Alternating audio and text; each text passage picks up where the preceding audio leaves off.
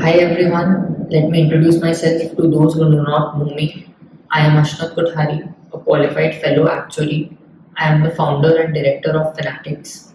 Finatics is involved in providing classes for actuarial exams, placement assistance, along with plenty of other services which a student needs at different phases in their journey to become a qualified fellow actuary. I have been professionally teaching actuarial science for the past 8 years, having mentored students not only from all parts of India but from across the globe. Now, coming back to the much awaited announcement, the reason why you are here, we are extending an opportunity for students who have not studied with us to join our classes, get mentored by us for the preparation of actuarial exams by paying zero tuition fees at outset. Yes, you heard it right. Zero tuition fees at outset. This is valid for classes of CM1, CM2, CS1 and CS2, whether you are appearing from IFoA or IAI. Ones who would be joining us for the first time can see how we go about with our classes, the educational content we provide, the doubt clearing facility we provide, the sort of guidance, unbiased guidance we provide.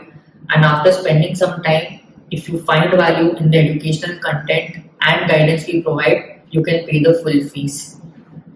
Now, you might be wondering as to why we are coming up with this opportunity, even though Fanatics is at its peak with respect to the performance of its students in actual exams as well as their professional career.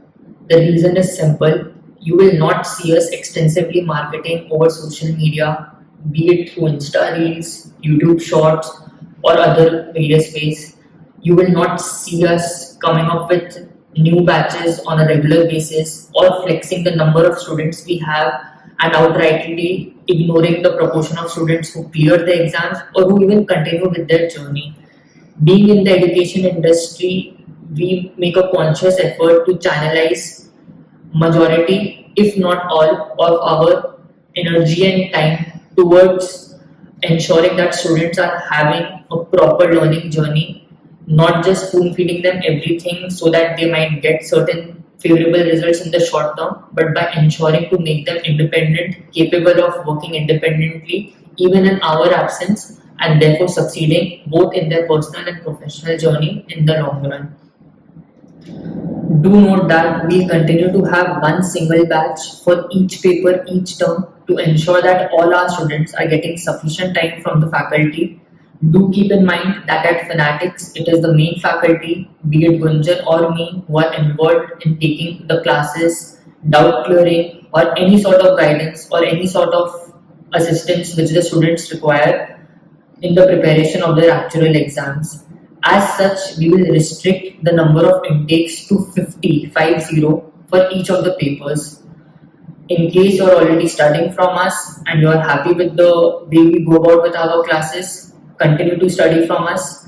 For ones who have not studied from us but who are looking forward, this is the best chance for you all to join us, experience how we go about with our classes. If you are a sincere and hardworking student who wants to excel in your actual career, do join Fanatics today for a meaningful, impactful, and wonderful learning experience. So let's get started with the discussion of CM1 April 2024 session paper from IFoA. So first of all, just to give you a brief overview regarding how I found the difficulty of the paper. It was normal, I would say, CM1A. Last term, if I remember correctly, was a more direct, easier one. This one was also fair. I mean, I don't see any questions in this paper which was, let's say, very different, very difficult. So ones who have their concepts, pretty strong and who have practiced sufficiently should have found this paper to be, easy only. Paper B also, surprisingly, a lot of students that find CM1 paper B easy as well. So overall, yeah, it was a fair paper. As for the expectation of pass marks, I expected to be, around the range of, around 60, maybe, plus minus 2, 3 marks. I mean, that has been usually the range for most of the papers in most of the sessions, at least the initial ones. So yeah, maybe, something like a 58 to 60. I mean, most probably I feel it might be around 60. On the higher side, it might seem unlikely, but yeah, I mean, finally we'll get to know once the results are out. So, for the ones who are watching this video, make sure that you are checking the comment section as well. In case there are any errors in this particular video with respect to let's say numerical calculations or conceptual or anything else, we would be putting in those rectifications through the comment section itself. So whenever any one of you is watching this video, make sure you are referring to comment section as well. Also, do keep in mind, feel free to let us know through comments section in case you find any sort of calculation errors or any sort of other concerns, or you might feel our methodology discussed is incorrect. We'll definitely take a look into it, and in case we find merit in it, we'll be pushing in the rectifications. I haven't honestly got a chance to review my answers thoroughly, so I had a couple of scripts from my students just to cross check my solutions, but they also had some of the other parts incorrect, some calculation mistakes. So yes, I haven't got a chance to review all the answers, so there might be a chance that some of them might be incorrect. I hope none of them are, but yeah, definitely there might be the case. So please let us know through comment section, so that others, whenever they are watching this video, they do see the updated solutions as well. So let's start with the first question. It's computation of 4.25 Q87.25 using PMN92 C20 modality. So a fairly direct question, question number one. So there are two approaches which I'm discussing over here. One is basically where we split the probability terms into different ones. We try to ensure that the age is integer and the duration is less than one. So this is the first methodology. Second one, again, it's using the fact that when we're applying uniform distribution of death, it is nothing but simply applying that Lx varies linearly between two consecutive integer ages. So we might directly apply, interpolation there as well. So you could directly write this as L91.5 divided by L77.25, and L91.5 is nothing but half of L91 plus L92, and L87.25 could be computed using this particular formula. So either of the approaches should be valid, and both of them should be giving us the same answer. You might observe some difference, maybe 7th, 8th, 9th decimal place. That is just due to rounding error, which might be there in the actual tables, or you might have taken in your calculator. But apart from that, both these methods are exactly the same, and they are expected to give the same final answer as well. So a couple of scripts I checked, most of them have done this correctly. One of them, I remember the student had applied consistency principle to the Q term instead of P term, and therefore got it wrong over there. Moving forward to the next one, question number two. So over here as well, I mean, this was a fairly straightforward question, I will say. Question number two, where we had to find the present value and then eventually the convexity. And part two was, commenting. So let's take a look at the solution. This is the present value. So the first cash flow in the question is given that it's occurring today. I mean, if I remember correctly, it's annuity in advance. Yes, it's an advance for 4 years.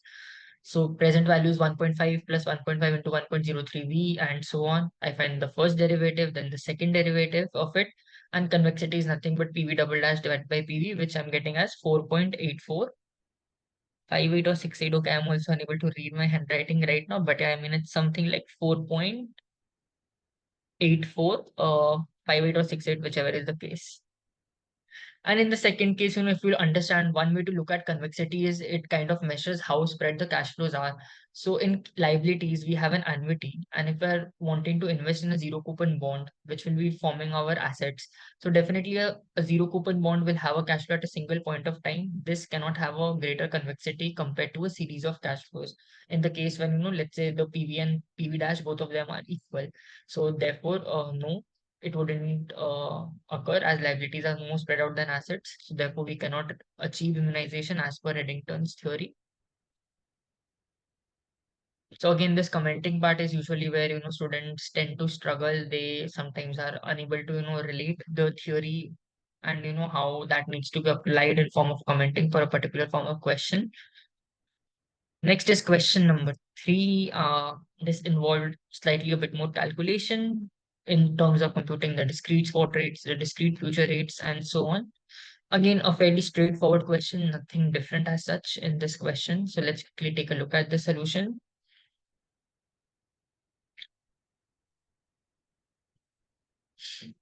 So in the first part, I'm getting y1, y2, and y3. Again, my idea is to use at least six decimal places or even more than that whenever quoting or whenever, especially using for in between steps. Preferably, I always suggest students to use the exact answer and don't round it off, at least in the in between steps. Again, this is applicable for most of the scenarios. In some scenarios, yeah, some sort of rounding is fine, but yeah, the balance needs to be maintained. Some students will, just round off the interest rates to two decimal places and then right away use it, which might lead to a very different answer. Not very different, but yeah, materially, I will say different. So your idea should be to use as accurate values as possible for intermediate steps, and the final value, depending on what is computed, you could quote it to the nearest whole number, two decimal place, four decimal place, six decimal place. It needs to be seen what we are computing and what value we are getting. Part B, it's computing the 1 year forward discrete rate at time one, the 2 year forward discrete rate at time one, the 1 year discrete forward rate at time two, and then this is part three. So over here, since it's a monetary value, and given it's a roughly big value, had you be getting a value of, let's say, in terms of tens or hundreds, in that case you might use till two decimal places, since it's around in thousands, or let's say if you're working in higher units, millions, lakhs, if you're in India, crores if you're in India, or traditionally, let's say, billions. Whatever is the case, you might round it off to the next nearest pound or dollar or rupee, whatever is the case. So it's 38,096. Moving forward to the next question, question four, again, nothing different, but yeah, some students, tend to make some sort of errors, silly mistakes, you would say, or, they interpret some things differently. They mess up in getting the right sort of interest rates which needs to be used or what the question is signifying. So I'm working in units of quarters over here. Accumulated value is written as 108016. So I'm finding the first present value and then I'm accumulating it accordingly. So 108016 gives us the present value at time zero. I'm multiplying by 40 quarters, 1000 A bar 24. This cash flow is something which is starting after 4 years. So let's say this is the present value of the last 6 years of cash flow at time four, and then I'm accumulating by 24 quarters. So the accumulated value to the nearest pound, I'm getting it as 54,867. Next, question number five, which is from competing risk chapter HSD model. Again, a relatively straightforward question, yet some students have made mistakes. Part one, at least you should not have made. Part two, three also, part two also, I would not say. Part three, some of you were not able to interpret. But again, I would say ones who have read the material, have practiced material questions, past year questions. If you go back, I mean, my students can at least come out to me and I can show how this similar type of question has been there. So these are the type of questions which I expect well prepared students, irrespective of whether it doesn't really matter whether you're studying from me or someone else. Point is, anyone who is well prepared should be getting this question right. And I find it extremely disappointing when my students, who I feel have practiced sufficiently well, yet they end up making some silly mistakes. So it's not a good sign. I mean, we do make, but the eventual idea is that you are practicing so much that you do not make such errors, and at least leave it for the more difficult questions where you might make some errors. These are relatively straightforward, although the paper is not very difficult, but as you progress, as you go upon other papers, just this, the scenarios where you can make errors will be very less, because there would be a higher proportion of questions where you would not know how to tackle it. So you need to ensure that you are scoring complete marks in those questions which you have a fair idea about.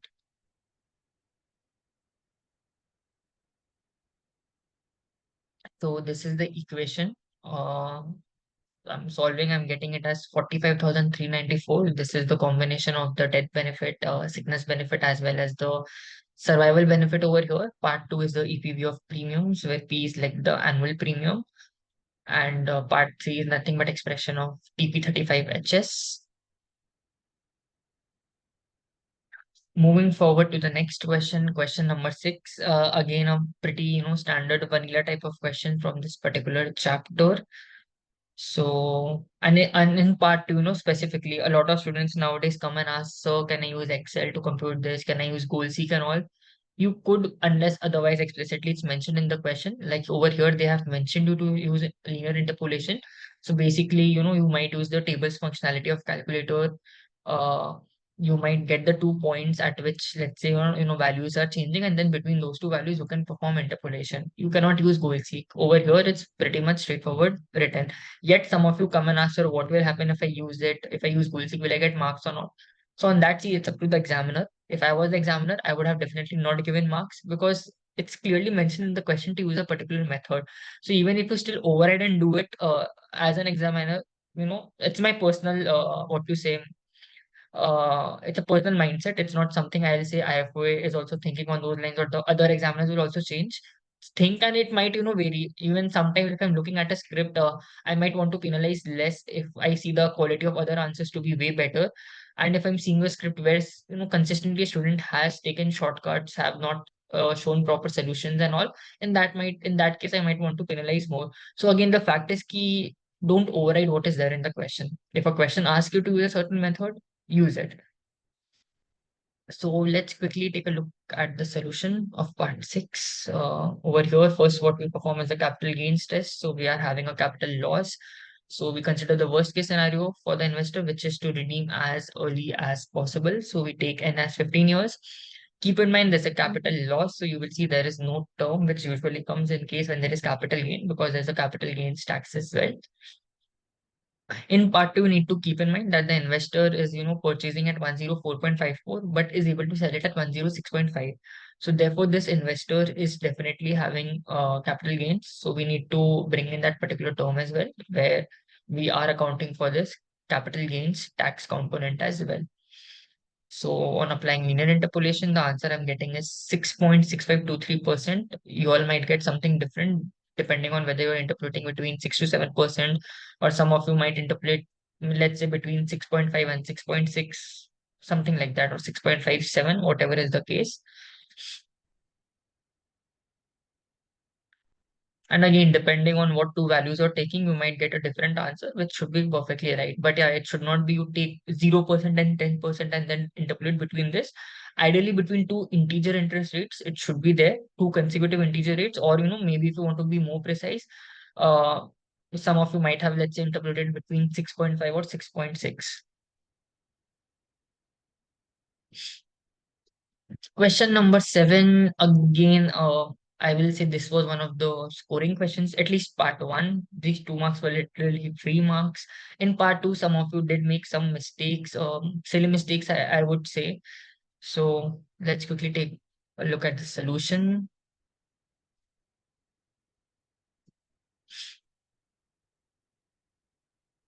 So one good thing which IFoA has been able to do, which is something which I feel is, the papers are being set in a way so that students have to do, let's say, as minimal mathematical typing as possible. Some would obviously be there given how the paper is, but yeah, they are designing the paper in such a way so that students are not expected to perform a lot of derivations, or write down a lot of steps in the paper, which has been a challenge for a lot of them given this current setup of writing exams over MS Word.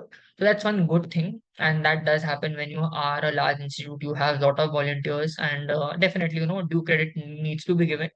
I might be criticizing them for a lot of things, but again, it's not that they are doing everything wrong. I mean, some things they are doing correct, and definitely when we compare against other actual bodies and see the consistency of papers or how the questions are designed, you see a difference. And like as an academician, as a paper setter or examiner myself, I do realize it takes a lot of effort to think. You need to get the questions that you need to solve it, and you need to be really in touch with the subject. It's not that somebody who might have become an actuary 10 years back, who is not in sync with the current syllabus, he or she comes up and sets up the paper, you see a difference. But somebody who is there associated with academia, or who has spent significant time, he or she would be pretty much well aware what changes are needed for the paper, so that it's I will say it's uh, a paper which students in this online setup can also easily do without having to worry too much or spend too much time on getting the mathematical typing part correct.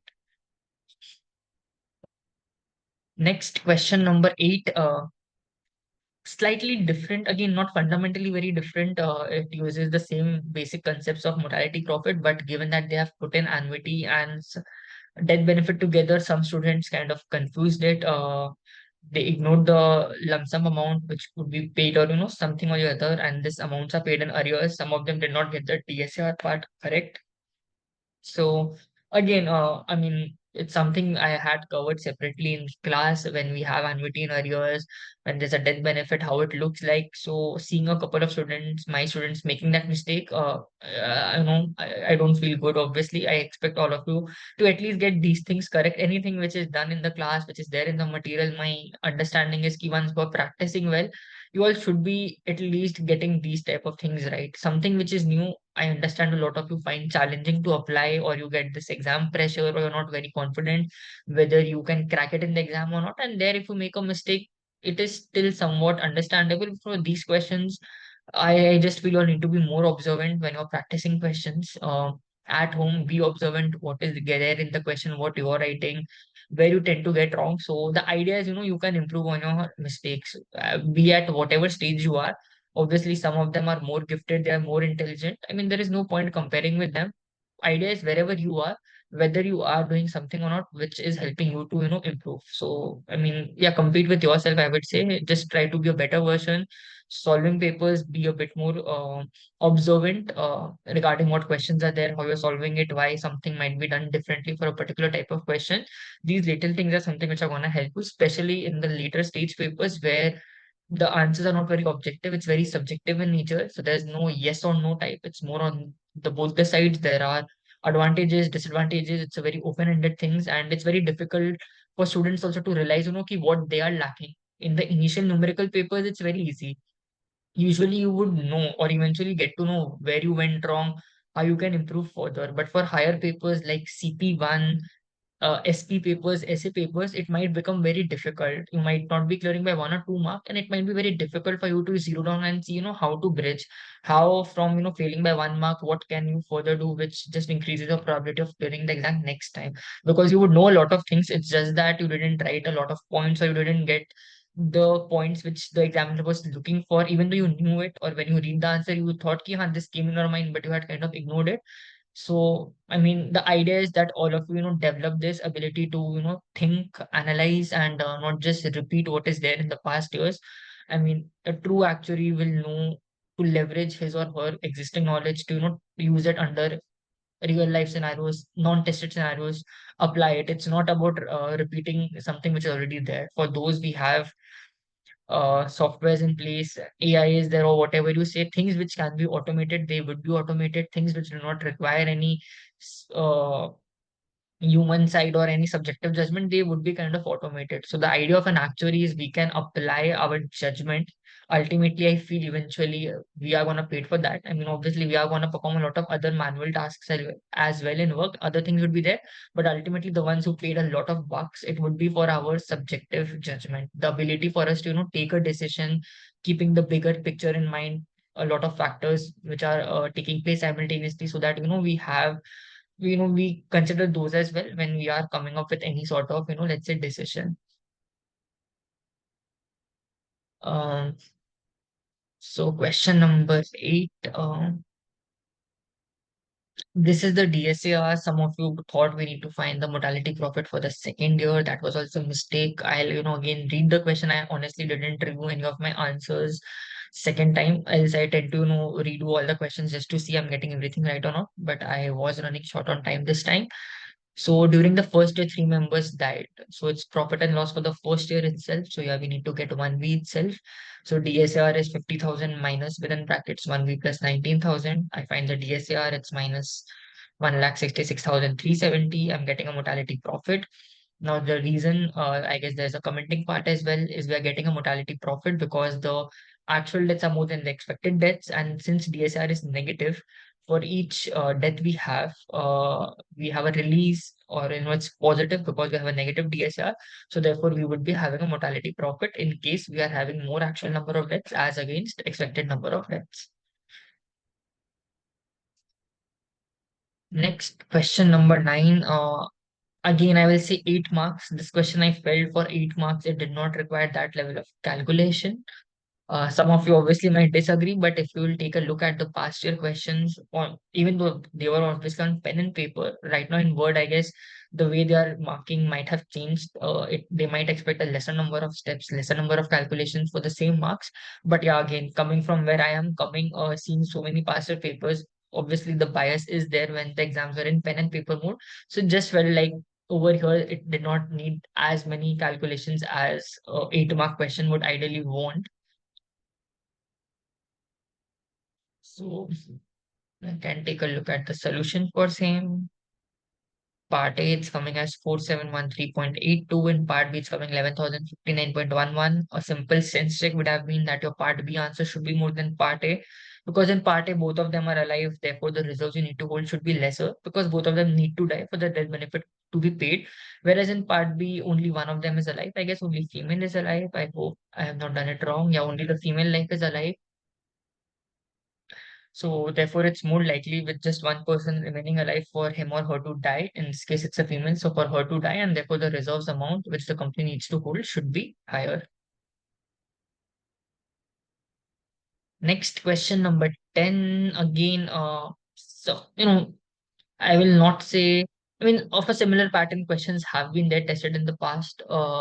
A couple of scripts which I did see, they had kind of, messed around, especially when they were computing C, some very common mistakes they were doing. Let's say when you're computing the accumulation factor in the case T is greater than 5, they just ignored the a0 comma 5 part. Like you need to break a0 comma t as a0 comma 5 into a5 comma t, or whether you're taking even discounting factor, you need to break vt as v0 comma 5 and into v5 comma t when t is greater than 5. So that is something which a couple of students did miss. So question 10, this is the solution in second part. If I compare the coefficients of t, from there I can get c as 0.05 over here. Next part is getting the accumulated value. So I'm expressing in this way so that I can directly use the result which is there given in the question. Getting the answer as roughly 1699. Part 3 over here, working in units of quarter itself, where J is nothing but simply I4 by 4. Getting this as 7.644. And finally, question number 11 over here. So let's take a look at the part 1 and 2 over here.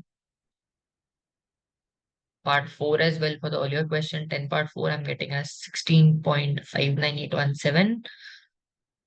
And part 11. So over here also I realized in one of the scripts which I was checking for a student, just cross tally my solutions. This particular student had written this expression, but obviously when you're writing it over Word, so her one was after 30, and she would have written correctly term assurance, but when it comes to computation part in the next step, she forgot to maybe write one and she took the value of the endowment assurance. So this is obviously one of the challenges which your lot, the ones who are giving exams in current format in the Word, MS Word, these are challenges. When you're writing on paper, it's a lot easier to read off.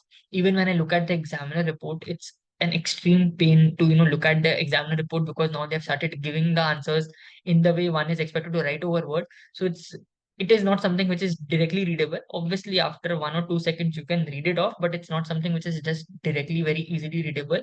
And I find it very annoying that way.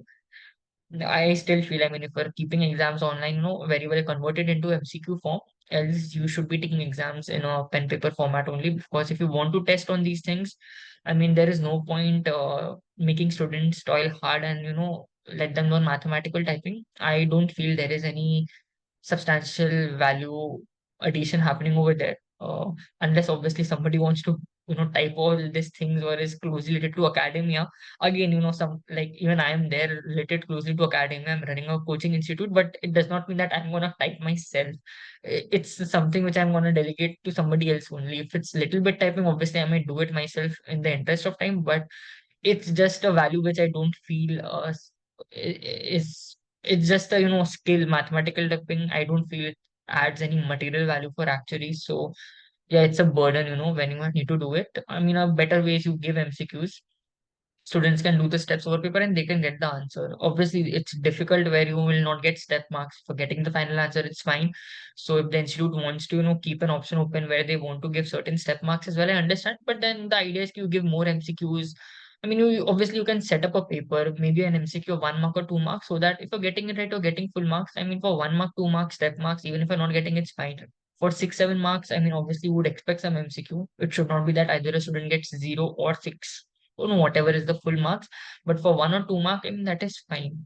At least two in my head, it sounds pretty fine only. So ultimately, I was getting 47.73 as the monthly premium. And part two, this was the expression. Part three, it was asking why this percentage is small because it's a term assurance. Uh, the reserve in proportion to death benefit is small because again probability of a person dying at this particular age bracket is low, so the insurer is expected to pay less on a portfolio of policies. Therefore, the reserves it's holding as a percentage of sum assured will also be less.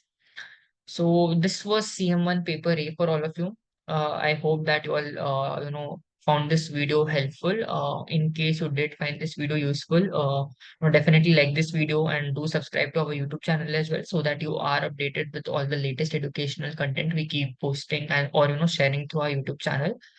Thanks everyone.